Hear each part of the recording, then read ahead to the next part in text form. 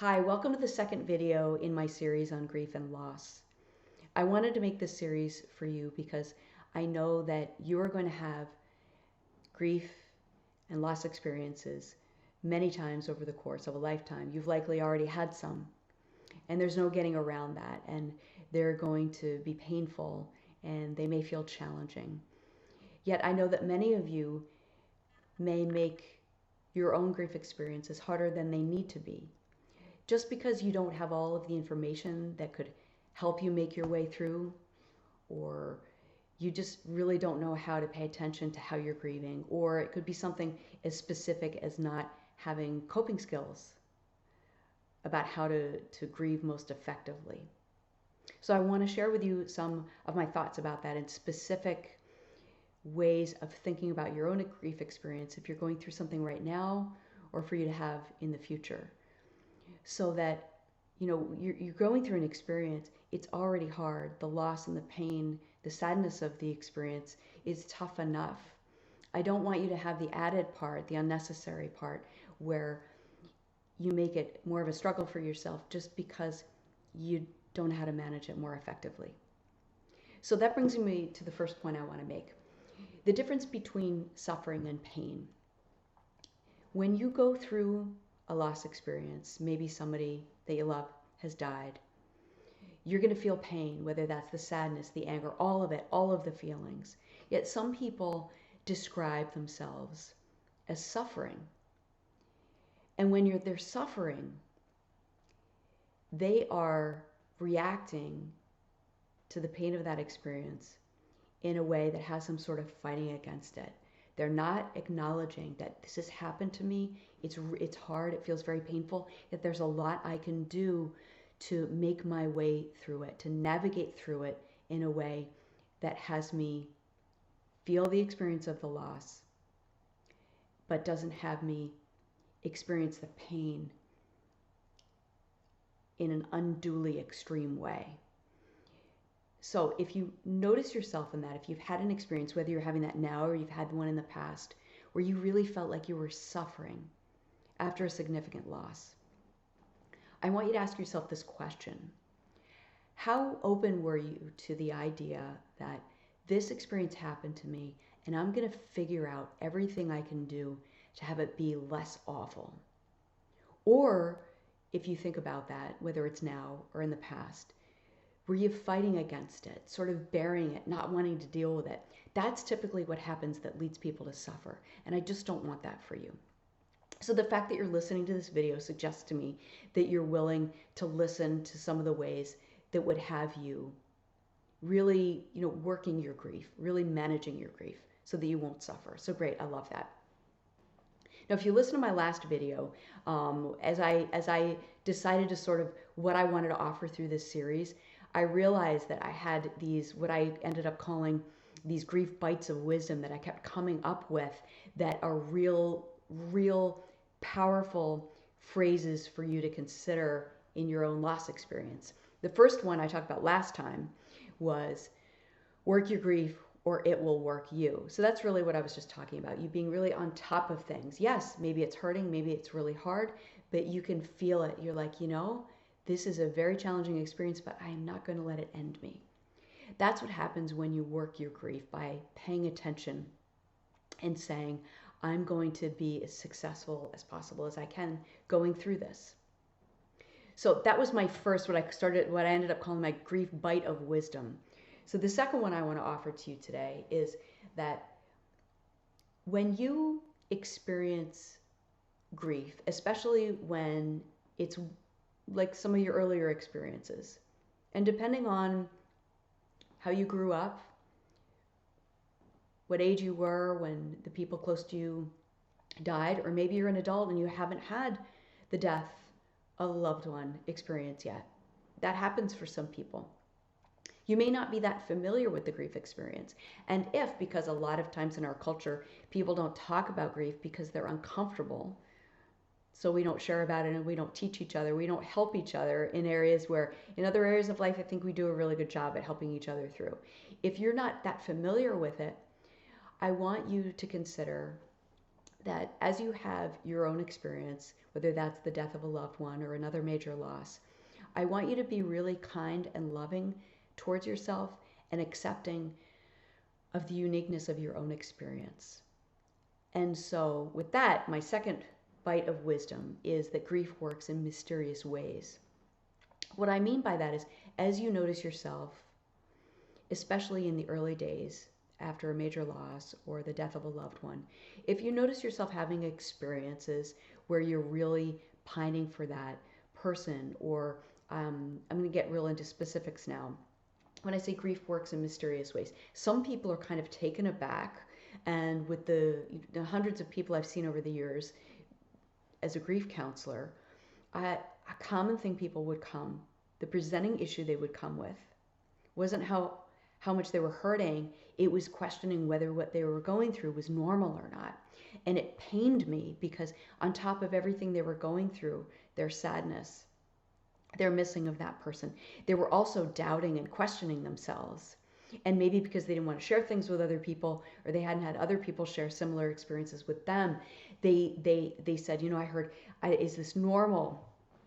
Or am I going crazy, Dr. Lee? And so what I really, really want you to do for yourself is to know that, with a rare exception, any experiences or thoughts or sort of urges of like wanting that person back or just feeling the real pain of it, I want you to remember that your mind and your body are going to guide you through your experience in ways that might be different from any other experience you've ever had in your life. So I'll give you an example. The first time that I learned of this experience with someone was she had recently lost someone very close to her. And she woke up one morning a few weeks after he had passed away, and she could smell his cologne. And she smelled it, and she said, Lee, I woke up. This was past when I was like in the fog of coming out of a dream or a nightmare. And it wasn't discomforting. It was actually really nice for her. But she continued to smell this as she was very much awake. She knew it was no longer a dream. And she was really concerned about her well-being. And so I shared with her that this is absolutely normal, that people, they mistake people on the street for someone that they lost, and they're convinced that they see them. That powerful aroma that she had, the cologne, there was no cologne even in her apartment. He didn't live there. So it was just really powerful. That was one of the first really intense experiences I ever became aware of. So I want you to just take notice that if you're having experiences like that, of real, for people when they've lost a loved one, they'll feel cravings of just longing and wanting that person to be with them. So I think that it's the mind and the soul's way of kind of making that wish come true for them in the form of, I'm not going to call it it's not a full-blown hallucination. I'm careful with that word, because when we talk about smelling, hearing, and seeing things that aren't there in a psychosis, which we associate more with a mental illness, this is not that. This is a different kind of an experience. So I just want you to be really accepting and loving of yourself. And also, if you have that experience, share with someone that you can really trust and you feel close to, because I imagine they're going to be able to reassure you that, that's just really a reflection of how deep your sadness is. So the next thing I want to encourage you to consider in terms of your own grieving is that, so I'm going to call this my grief bite of wisdom number 3. I want you to think in terms of your feelings, because a lot of times my understanding of when people are uncomfortable grieving, it's the feelings they're uncomfortable with, right? They're unfamiliar, it doesn't feel normal, it's not the way life normally is. But with grief, all bets are off. All bets are off. It's a totally different experience. So when the feelings come, and there may be negative feelings, whether that's sadness, the missing, the longing, anger, that feeling that some people have when they've lost someone or they've had a major loss and they're angry about it. All those things in sort of the, what we call the negative feelings department. When you experience them for an extensive period of time, for many hours a day, which you do when you're grieving, especially in the acute phases, that can be really uncomfortable. So what do a lot of people do? They push them down, they push them away, they drink them away, they eat them away, they just don't think about it. And like I mentioned, you can check out my blog on my website, leodeskalki.com. In my first blog post about grief, check that out about the reasons that you don't want to do that, because that's a great example of that will lead you to suffer and struggle when you really don't need to. So with that's the solution, was I'm going to push it away or drink it away so I don't feel it. What I want you to try on instead, if you're really committed to thriving through your grief experience, and in the case of someone who's lost someone that when you've really cared about someone, I truly believe that when you grieve well, it is one of the most beautiful ways to honor the person that you lost. I really believe that, because they don't want you to suffer. They want you to miss them, they want you to be sad, and then they want you to also get to a place where you are joyful in your life. Right? I'm sure you've thought of that yourself. Maybe not in the early days, but eventually you'll get there. So one of the things that has to happen in order for you to do that is to consider your feelings as a call to action. And why do we even want to think of it that way? So let's say just in the area of sadness, because that's a common one when somebody's mourning the loss of someone or something. You're sad, so what do you want to do? You want to sort of maybe curl up, you want to cry, you want to just be sad without crying. There are a lot of people that grieve really well that don't cry a lot through it, yet they are comfortable sitting with their sadness. It just gets expressed in a different way. It may be that they get really still, they just spend a lot of quiet time with themselves, feeling those feelings. So with that, I want you to think about those feelings being a call to action. When you notice that it's gone beyond just a little bit of the sadness, a little bit of the crying, and is continuing for a bit in a way that's impacting your functioning, or in a way that you can feel like, I kind of need to come out of this. I've been crying for too many hours, too many days in a row. Consider that sadness and those tears are a call to action, meaning, okay, it is important for you, or I'm going to say it like you're talking to yourself, it's important for me to feel those feelings, yet also there's a time for me to put on my coat, to go outside, to go for a walk, and to get my mind into something other than that feeling of wanting to cry or that feeling of sadness. So you hear how that plays out? Your feelings are a call to action. They may be, now it's time to cry, now it's time to get still, now it's time to get really pissed off if you've got some anger, now it's time to feel any of the other feelings in the negative spectrum. Yet when it's going on too long, those same feelings, that sort of wish to continue crying, when now you're dehydrated and you're sick and you can't eat, then you want to consider, okay, now my feelings are a call to action that I've got to get around people, maybe go be with people. If you can't right now during the pandemic, it's a call to action that I reach out and speak with someone and tell them what's going on for me. The feelings around anger, the call to action. It could be that you responsibly express that anger with some yelling or some punching something or some getting really like physically active to do. You see what I mean about a call to action? That's where you're being really powerful in working your grief. When you say, look, those feelings are my grief, my loss telling me what I need to do in order to continue to move through. Now, the next one I want to talk with you about, I'm going to call it the Grief Bite of Wisdom number 4. Gosh, by the time I'm done with this series, I may have 8 or 10 of them.